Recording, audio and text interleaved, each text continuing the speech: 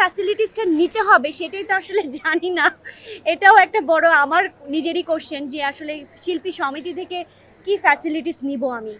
তো বেসিক্যালি দেখা যাচ্ছে যারা ফ্যাসিলিটিসের জন্য চান তারা আসলে কি চেয়েছেন না চেয়েছেন সেটা তো আসলে আমি বলতে পারবো না, আমি কখনো নেইনি, সে অতটুকু আমি বলতে পারছি। শিল্পী সমিতির কাজ তো আসলে এটা তো অনেক বড় পরিসরে।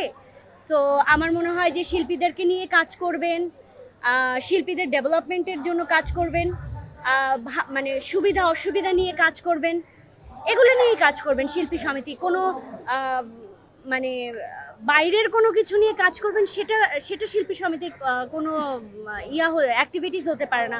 শিল্পী সমিতির কাজ আমার কাছে মনে হয় এইগুলাই, এর বাইরে আর কি। ভবিষ্যতে শিল্পীদের আমার সুযোগ থাকলে অবশ্যই আমি কাজ করব। হ্যাঁ করব, যদি সেই জন্য করতে হয় নির্বাচন, নিশ্চয়ই করব। রিসেন্টলি দুটো ওটিটি প্ল্যাটফর্মের জন্য কাজ করেছি, একটা দুটো বেসরকারি প্ল্যাটফর্মের জন্য কাজ করেছি। তো নামগুলো আমি এখন বলতে পারছি না, কারণ যেহেতু ডিরেক্টরের নিষেধ আছে, সো আমি বলতে পারছি না। তবে খুব শীঘ্রই দুটো কাজ আসলে ওটিটি প্ল্যাটফর্মে দেখতে পাবেন আমার।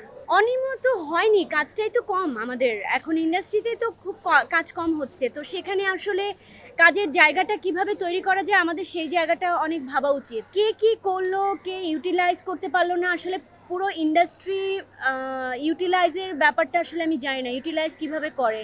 হ্যাঁ, যদি বলি যে বিভিন্ন ক্যারেক্টার বা যেগুলো কাজ করেছি সেগুলো যদি প্রপার টাইমিংয়ে প্রপার ভাবে রিলিজ হতো সিনেমাগুলো, এখনও অনেকগুলো সিনেমা আমার সেন্সর হয়ে মুক্তি পায় নাই।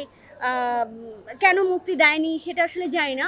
তো সেই জায়গাটাতে একটা জায়গা আছে, খারাপ লাগার জায়গা আছে। বাট এটা নিয়ে কেউ আমাকে প্রপারভাবে ইউজ করলো, কি ইউজ করবে সেটাও তো জানি না। সো এগুলো নিয়ে আসলে বলতে চাই না।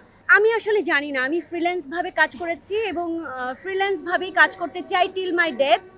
অ্যান্ড আমার যতদিন পর্যন্ত আমি ফিজিক্যালি অ্যাক্টিভ থাকতে পারবো, আমি চাইবো যে আমার এই অঙ্গনের সাথে আমার সংযুক্ততা থাকুক। আমাদের এখানে কাস্টিং কাউচ, আমাদের এখানে আগে আমি কোশ্চেন করতে চাই আমাদের এখানে প্রপার প্রোডাকশন হাউস আছে কিনা। যদি প্রোডাকশন হাউস থেকে থাকে তারপরে আসবে কাস্টিং কাউচ, যে এই প্রোডাকশনে কাজ করতে চাই, এখানে কাজ করতে গেলে আমার এই মাধ্যমে আমাকে এখানে কাজ করতে হবে। সো আমার কাছে মনে হয় যে প্রপার প্রোডাকশন হাউসই নেই, তো সেখানে কাস্টিং কাউচের বিষয়টা আসতেই বলাটাই বেমানান।